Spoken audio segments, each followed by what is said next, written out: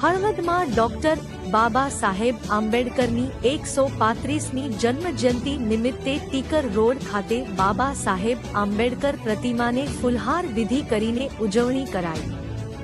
ભારતના બંધારણના ઘડવૈયા ભારત રત્ન એવા ડોક્ટર બાબા સાહેબ આંબેડકરને 135મી જન્મ જયંતિ નિમિત્તે બાબા સાહેબ આંબેડકરની પ્રતિમાને ફુલહાર કરી જન્મજયંતિની ઉજવણી કરાઈ હતી। હળવદ તાલુકા અનુસૂચિત જાતિ દ્વારા આયોજિત દરેક વિસ્તાર ભાઈઓ બહેનો વડીલો યુવાનો જેમાં મોટી સંખ્યામાં અનુસૂચિત જાતિના લોકો અન્ય સમાજના ભાઈઓ બહેનો યુવાનો વડીલો ઉપસ્થિત રહ્યા હતા।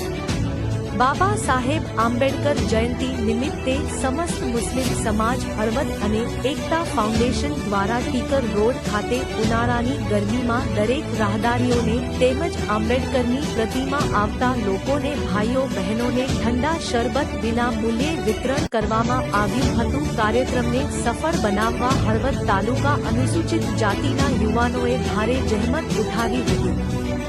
રિપોર્ટ સંતોષભાઈ ઓગાણીયા, હળવદ।